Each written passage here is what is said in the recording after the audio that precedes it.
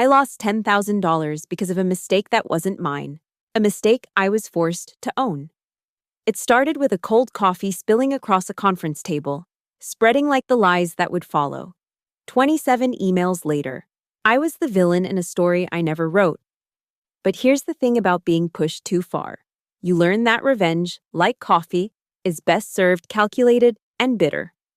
My name is Madison Rowe, and I'm about to tell you how one spilled coffee led to the most calculated revenge of my career.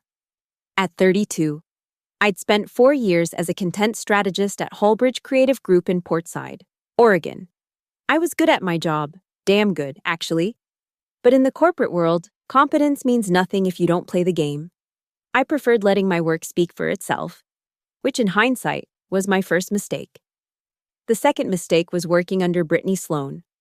Brittany was everything I wasn't: loud, manipulative, and masterful at taking credit for other people's ideas. She'd been promoted to marketing manager 6 months before the incident, and since then, she'd made it her personal mission to remind me of the hierarchy. Every meeting was a performance, every email, a power play. She had this way of smiling while delivering criticism that made you want to check your back for knife wounds. The morning it happened, I arrived at the office at 7:45 a.m., 15 minutes before our crucial client presentation. Apex Industries was considering a 3-year contract worth $2.5 million, and I'd spent 2 weeks perfecting the strategy deck. Brittany had insisted on reviewing it the night before, which meant she'd added her name to the first slide and changed the font. The conference room smelled like fresh paint and anxiety. I set up the projector while Brittany held court with 2 junior associates, regaling them with a story about her weekend in Napa. Her oversized coffee cup, a gaudy thing with "Boss Babe" printed in gold, sat precariously close to the edge of the table. Our clients arrived at 8 sharp, 3 executives in identical navy suits, armed with skepticism and smartphones. I was midway through explaining our content distribution strategy when Brittany decided to stand up and add some perspective. She gestured wildly, the way she always did when trying to command attention.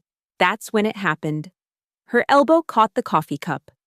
Time slowed as 20 ounces of lukewarm vanilla latte cascaded across the conference table, flooding directly onto her MacBook Pro. The laptop sparked once, then died with a pitiful electronic wheeze. The room froze. 5 pairs of eyes turned to me. "Madison!" Brittany's voice cracked like a whip. "How could you be so careless?" I hadn't moved. I was standing 6 feet away, clicker in hand, my mouth open in disbelief. "I didn't. You put my coffee there." She turned to the clients, her face a mask of professional embarrassment. "I am so sorry. Madison should have been more careful with the table setup. This is absolutely unacceptable." The Apex executives exchanged glances. One of them, a silver-haired woman who'd been taking notes, closed her portfolio with a decisive snap. "Perhaps we should reschedule," she said coolly. They left within 5 minutes. Brittany spent the next hour on the phone with HR, her voice carrying through the thin office walls. By lunch, the entire floor knew the story. Madison Rowe had carelessly placed items on the conference table, causing a disaster that cost us our biggest potential client of the quarter. It didn't matter that 2 junior associates had seen Brittany knock over her own cup. It didn't matter that I had time-stamped photos of the room setup on my phone. In the corporate hierarchy of Hallbridge Creative Group, truth was whatever the person with the bigger salary said it was. That afternoon, I received my first email from HR.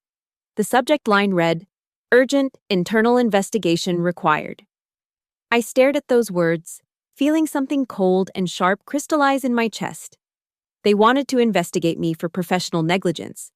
The same company that had overlooked Brittany taking credit for my campaigns, that had ignored my reports of her padding expense accounts, was now launching a formal investigation because she'd spilled her own coffee. I closed my laptop and looked out the window at downtown Portside. The city stretched out below, indifferent to my small catastrophe. In that moment, I made a decision. If they wanted to play games, I'd show them how a quiet strategist plays when she's got nothing left to lose. The emails started arriving within hours of the incident. 27 of them over 3 days, each one another nail in my professional coffin. The first came from Janet in HR, requesting my version of events with the kind of bureaucratic politeness that meant the verdict was already decided. The second was from Brittany herself, CCing half the company, detailing the catastrophic loss of client confidence due to workspace mismanagement. She'd even attached a photo of her dead laptop, like evidence at a crime scene. But it was the others that cut deepest. Colleagues I'd worked with for years. People who'd laughed at my jokes in the break room and borrowed my ideas in brainstorming sessions, suddenly developed corporate amnesia. Mark from design, who'd been in the room, wrote that he'd been focused on the presentation and couldn't speak to the specific placement of items. Sandra from accounts, who'd complimented my dress that morning, sent a lengthy email about maintaining professional standards in client-facing situations. Not one person defended me. Not one person mentioned seeing Brittany knock over her own cup. By the second day, I was called into a meeting with HR Director Paula Morrison and Brittany's boss, Regional VP David Park. The conference room, a different one, I noticed, felt like a courtroom. Madison, Paula began, sliding a folder across the table. We've completed our preliminary investigation. Multiple witnesses have confirmed that the conference table was improperly arranged, creating a hazardous situation that resulted in property damage and client loss. I flipped through the pages, my hands steady despite the rage building in my chest. There they were, 27 emails, carefully printed and highlighted. A story sculpted from selective memory and corporate cowardice. "This is fiction," I said quietly. David Park leaned back in his chair. "Madison, taking responsibility is the first step toward professional growth. Brittany has been very generous in not pursuing more serious disciplinary action." Generous. The word tasted like ash. "However," Paula continued, "given the significant impact on our client relationships and the cost of damaged equipment, we'll need to make some adjustments to your year-end compensation." The number she showed me was exactly $10,000. My entire performance bonus, earned through 12 months of 60-hour weeks and exceeded targets, gone because someone else couldn't control their elbow. "This is illegal," I said. "This is documented negligence," David countered. "You're welcome to file a formal grievance, but I think you'll find our investigation was quite thorough." I looked at their faces, Paula's practiced sympathy, David's casual authority, and realized something. This wasn't about coffee or clients or even money. This was about power. And in their world, I had none. I signed the paperwork. What choice did I have? I had rent to pay, student loans that didn't care about workplace injustice. They had me trapped in the most elegant way possible, through my own need for survival. But as I walked back to my desk, past Brittany's office where she was already on the phone laughing about weekend plans, something shifted inside me. They thought they'd broken me. They thought I'd learned my lesson about staying quiet and knowing my place. They were half right. I had learned a lesson, just not the one they intended. That night, I sat in my studio apartment with my laptop and a bottle of wine, reading through those 27 emails again. This time, I noticed things I'd missed in my initial shock. Timestamps that didn't align. Phrases that appeared verbatim in multiple messages. Brittany's digital fingerprints all over what was supposed to be independent testimony. I opened a new spreadsheet and began documenting everything. Every discrepancy, every impossibility, every lie wrapped in corporate speak. 3 hours later, I had a timeline that would make any investigator seasick. But I didn't forward it to HR. I didn't schedule a meeting with David Park. Instead, I saved it to an encrypted folder and poured another glass of wine. "You want to play by your rules?" I said to my empty apartment. "Fine, but you should have made sure I didn't know how to change the game." The Halbridge Creative Group Employee Handbook was 127 pages of policies and procedures. I'd read it exactly once, during orientation. That night, I read it 3 more times, taking notes. By dawn, I understood something Brittany never would. The system that protected her was also full of holes. You just had to know where to look. And I had become very, very good at looking. The next 3 weeks, I became a ghost with a purpose. I arrived early, left late, and smiled at everyone like I'd already forgotten about my missing $10,000. To anyone watching, Madison Rowe had learned her lesson and fallen back in line. But every keystroke, every saved file, every seemingly innocent conversation was ammunition. I started with the basics: screenshots of every email, archived Slack messages, downloaded meeting recordings from our transparent communication system that nobody realized auto-saved everything for 90 days. Brittany's digital footprint was messier than her desk, and that was saying something. The first breakthrough came by accident. I was searching for a client presentation when I stumbled upon a shared drive folder labeled BS Loan, Dear Expenses, Dear 2024. Password protected. But our IT department had pushed everyone to use the company standard format: first, initial last name, 123. Brittany wasn't creative enough to deviate. Inside was a goldmine of creative accounting: $500 client dinners at Nordstrom, team building events that were solo spa days, research materials that looked suspiciously like concert tickets, over $30,000 in questionable expenses over 6 months, all approved by David Park without question. But I needed more than financial misconduct. I needed allies, even unwitting ones. Jesse Huang from Backend Development was my first target.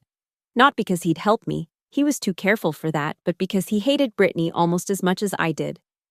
She'd publicly humiliated him in a meeting once, calling his code adorably amateur in front of the CEO. "Hey, Jesse," I said, catching him at the coffee machine on a Tuesday afternoon. "Quick question about data retention. If someone accidentally deleted something from the shared drive, how long before it's really gone?" His eyes lit up the way they did when anyone showed interest in his work. 30 days in the recycle bin, then 90 days in cold storage. Why? Just curious. Brittany asked me to recover some old files, and I wanted to give her accurate timeline. I paused, stirring my coffee. You know how she gets when things aren't immediately available. Jesse's face darkened. Yeah, I know. Actually. He glanced around, then leaned closer. If you need to recover anything, I can help. I have back-end access to the cold storage system. Technically not supposed to use it, but technically, Brittany's not supposed to do a lot of things. I finished. We shared a look of understanding. Jesse didn't know he'd just become part of my plan, but he'd given me exactly what I needed: confirmation that nothing at Hallbridge was ever truly deleted. Over the next week, I carefully mapped Brittany's patterns. She left for lunch at 12:15 every day, returning at 1:45. She had a standing strategy session every Thursday afternoon that was actually a nail appointment. Most importantly, she used the same password for everything, including her email. I didn't hack anything. I didn't need to. Brittany had given a presentation on password security 6 months ago, where she'd used her own login as an example of what not to do. She'd changed it afterward, of course, to BS Sloan 124 instead of BS Sloan 2023. The emails I found were a masterclass in corporate toxicity, messages to David Park that went beyond flirtation into promises about handling the Madison situation, chains with other managers discussing who to blame for missed deadlines, and, beautifully, a thread from the day after the coffee incident where she'd bragged to her college roommate about finally getting that uptight bitch Madison in trouble and making sure she takes the fall. But the crown jewel was a voice memo she'd sent to herself, Brittany's version of a diary. In it, she laughed about the coffee incident, calling it a happy accident, and detailing exactly how she'd coordinated the email campaign against me. I sat in my apartment, listening to her voice admit everything, and felt something I hadn't experienced in weeks: control. The plan formed itself. I wouldn't just expose Brittany, I'd let her expose herself. I'd create a situation where her instincts for self-preservation would lead her straight into a trap of her own making. I created a new email account: Concerned Easter Employee Halbridgen Proton Mail. Calm, anonymous, untraceable. and about to become Brittany's worst nightmare. But I didn't send anything yet. First, I needed to ensure that when the dominoes fell, they'd take down more than just one marketing manager with sticky fingers. I needed to make sure the system that protected people like Brittany would have no choice but to act. Jesse had mentioned something interesting during our coffee talk. Halbridge's biggest client, Apex Industries, the one we'd lost, was considering giving us a second chance. They'd be back for another presentation in 2 weeks. 2 weeks to set the stage for the kind of performance review Brittany would never forget. The Apex Industries Second Chance meeting was scheduled for a Thursday morning. I had 13 days to orchestrate Brittany's downfall. And I started with something beautifully simple. The truth, slightly rearranged. On Monday, I accidentally CC'd Brittany on an email to a fictional freelancer, discussing concerns about the analytics in our upcoming Apex presentation. The data I referenced was completely fabricated, conversion rates that were 40% higher than reality, engagement metrics that belonged in a fantasy novel, but I'd presented them as if they came from Brittany's own reports. She took the bait within an hour. Madison, she cornered me by the printer. What freelancer? What analytics issues? I put on my best confused face. The numbers you gave me last week? For the Apex deck, I was just double-checking them because they seemed optimistic. I gave you those numbers, she said firmly, though I could see the uncertainty creeping in. They're directly from my performance analysis. Of course, I said. I'll cancel the freelancer. I'm sure your numbers are right. The seed was planted. Brittany spent the rest of the day frantically checking her files, trying to find analytics reports she'd never created. By Tuesday, she'd manufactured them, backdating files and creating a paper trail for numbers that existed only in my fictional email. Wednesday brought phase 2. I scheduled a prep meeting for the Apex presentation and invited David Park. During the meeting, I asked innocent questions about specific metrics, forcing Brittany to defend numbers she'd invented just days before. David, eager to redeem himself after the first Apex disaster, praised her thoroughness. These conversion rates are exceptional, he said. Apex will be impressed. Brittany glowed with stolen confidence. I've been tracking them personally. Every number is verified. I took careful notes, documenting every claim.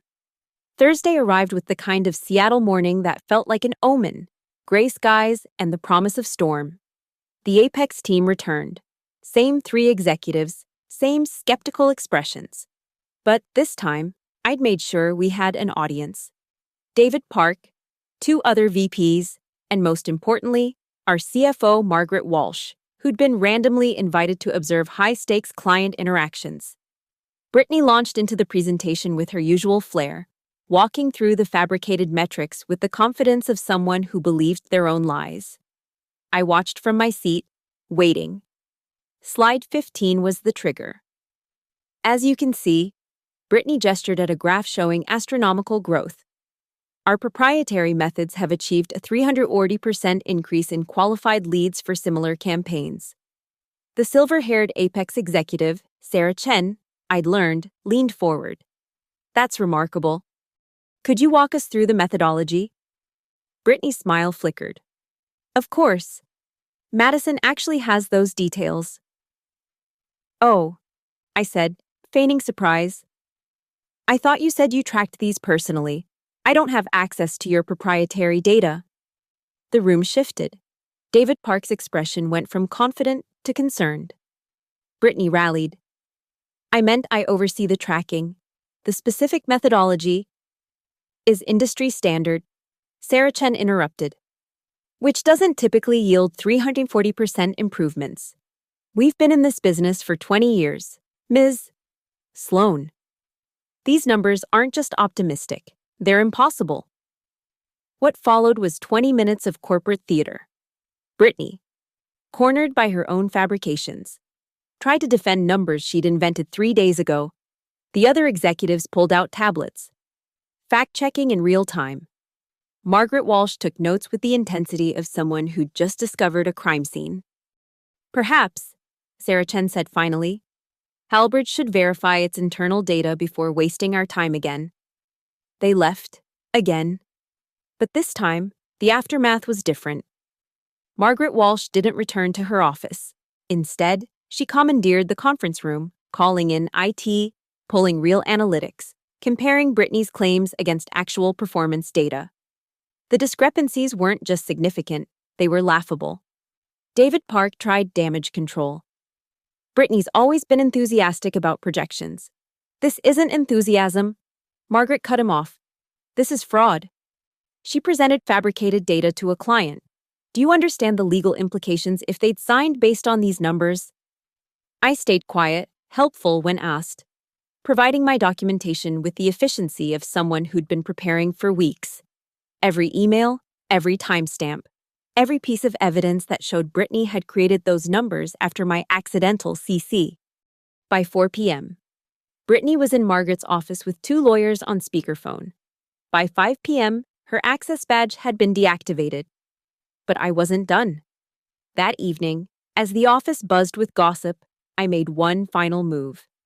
From my anonymous email account, I sent a package to Margaret Walsh and the entire board of directors.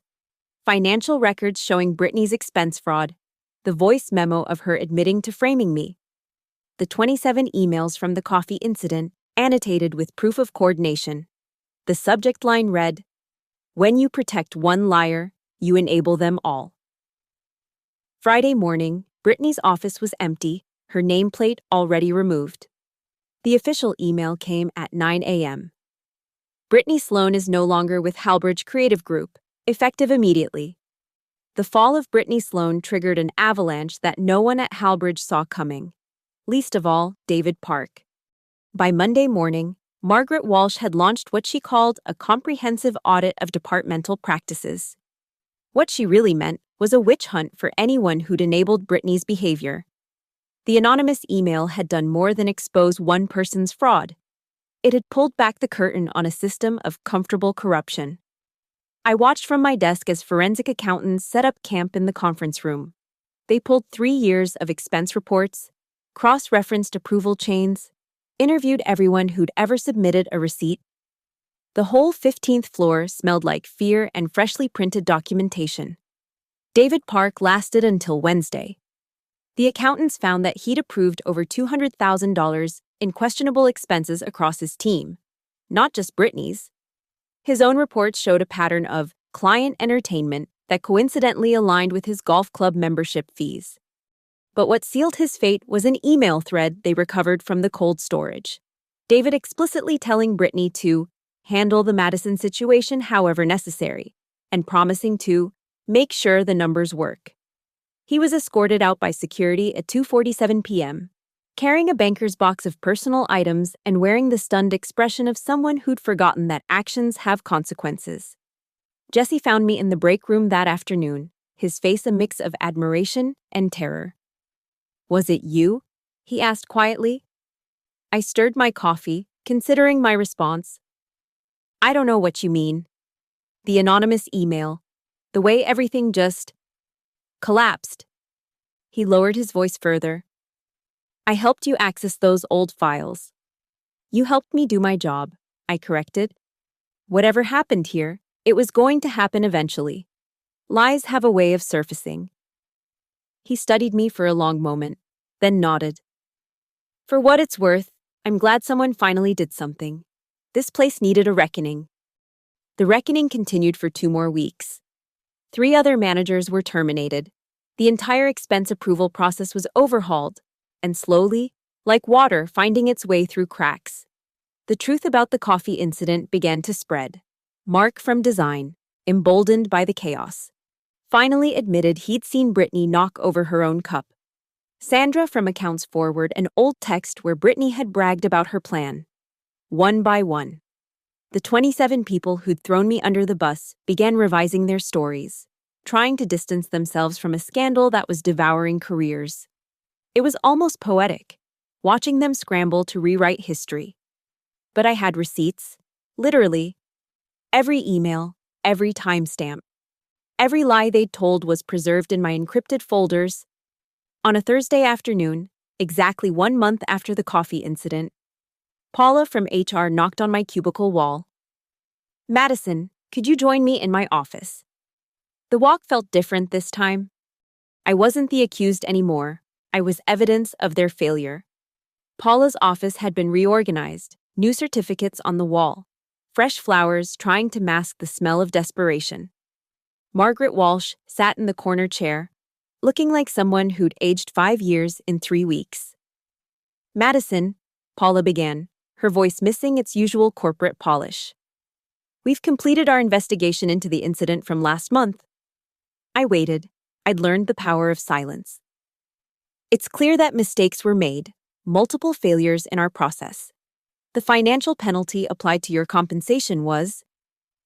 She glanced at Margaret. Inappropriate. Margaret leaned forward.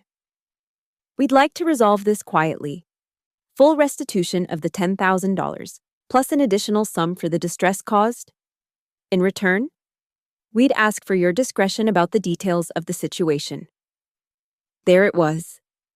They wanted to buy my silence, to sweep their institutional failure under a check-shaped rug.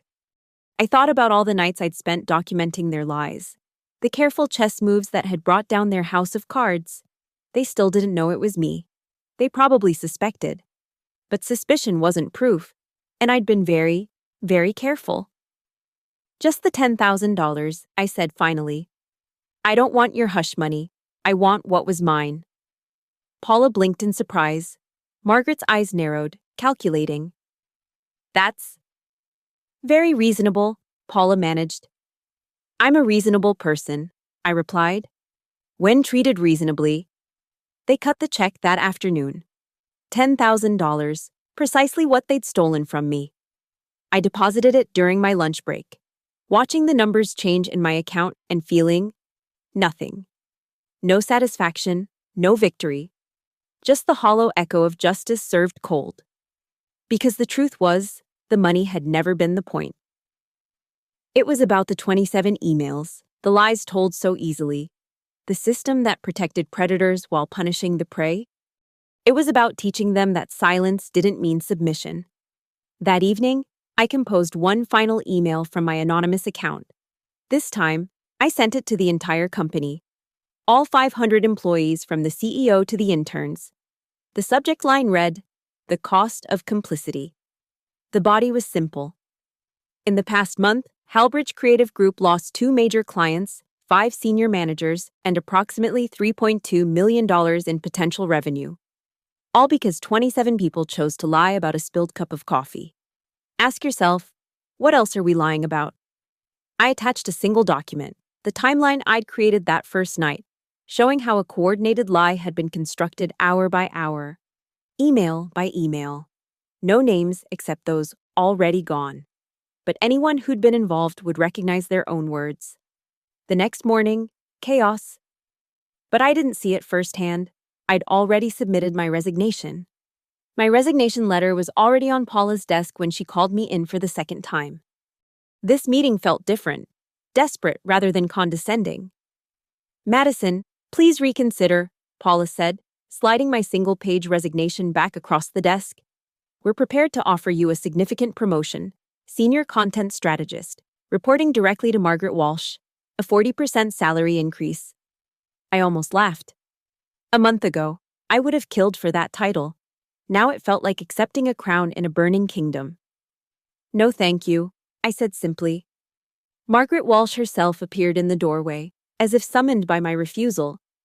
Madison, we need people like you, people who understand accountability. The irony was so thick I could taste it. They needed me now because I'd shown them their own reflection, and they didn't like what they saw. Halbridge doesn't need me, I said, standing up. You need me. There's a difference. I packed my desk that afternoon while the office pretended not to watch. 4 years reduced to 1 banker's box, a few personal photos, my favorite coffee mug, ironic, I know, and a small succulent that had somehow survived the fluorescent wasteland. Jessie stopped by as I was leaving. Where will you go? I don't know yet, I admitted. Somewhere that spills their own coffee. He smiled sadly. They won't be the same without you. That's the point. The elevator ride down felt like decompression, each floor releasing a little more of the weight I'd been carrying. By the time I reached the lobby, I could breathe again. I sat in my car for a moment, looking up at the Hallbridge building. Somewhere up there, Paula was probably drafting damage control emails. Margaret was calculating losses. And 27 people were discovering that their small lies had contributed to something monstrous. My phone buzzed. A text from an unknown number. "This is Sarah from Apex Industries. Heard about the changes at Hallbridge. If you're looking for new opportunities, I'd love to talk. We value people who understand the importance of truth." I smiled, my first genuine smile in weeks. Maybe honesty did pay, just not in the way Hallbridge expected. That evening, I found myself at the same coffee shop where it all began, ordering a latte from a barista who didn't know she was serving the architect of Hallbridge's reckoning. The coffee was perfect, no sugar, extra foam, served at exactly the right temperature. I opened my laptop and started writing, not reports or strategies or corporate speak, but the story. This story. Because sometimes the best revenge isn't just living well, it's making sure the truth lives on. My phone rang. Paula again. I let it go to voicemail, then listened. "Madison, I want you to know that we've implemented new policies based on recent events. We're calling it the Madison Protocol, a system of checks and balances to ensure transparency in all disputes. I thought you should know that your situation has led to real change. Please call me back." The Madison Protocol. They'd named their guilt after me. I deleted the voicemail and blocked the number. Hallbridge could keep their protocols and promises. They could rebuild their house of cards with better glue and stronger paper, but they'd do it without me. The check for $10,000 had cleared that morning. I looked at my bank balance, thinking about what that money represented. Not justice. Justice would have been never needing revenge in the first place. Not victory. Victory would have been a workplace where truth mattered more than hierarchy. No, that $10,000 was simply what it had always been. Money that was mine. Returned after a detour through hell. I closed my laptop and took a long sip of my latte. Perfect temperature, perfect foam, perfect moment. For the first time in a month, I wasn't planning anything. No schemes, no documentation, no careful moves on an invisible chessboard. Just me, my coffee, and the satisfaction of knowing that somewhere across town, people were learning a very expensive lesson. When you spill coffee on someone's life, don't be surprised when they burn down your whole damn kitchen. I paid for my latte and left a generous tip. As I walked to my car, my phone buzzed again. This time, it was Sarah from Apex with a formal interview invitation. Tomorrow. I'd start thinking about the future, tonight. I was just Madison Rowe, not a victim, not a vigilante, just a woman who'd refused to be erased by 27 emails and one spilled cup of coffee. And that, more than any revenge, was enough. 6 months later, I sat in my new corner office at Apex Industries, watching the Portland rain streak down floor-to-ceiling windows. Senior Director of Strategic Communications, a title I'd earned not through politics or manipulation, but through 3 months of proving that honest data and genuine insights could drive real growth. Sarah Chen stopped by with 2 cups of coffee, setting one carefully on my desk with a wry smile. "Still make you nervous?" "Coffee? Never. It's the people holding it I watch out for." She laughed, settling into the chair across from me. "I heard Hallbridge lost another major client last week, their third since the Exodus." I'd heard too. The industry was small, and news traveled fast. The Madison Protocol, I'd learned, had become something of a joke, a band-aid on a cultural cancer that ran too deep for policy changes to cure. "That's unfortunate," I said, meaning it. Hundreds of good people still worked there, trapped by mortgages and healthcare, suffering for the sins of a system they hadn't created. Very diplomatic, Sarah observed.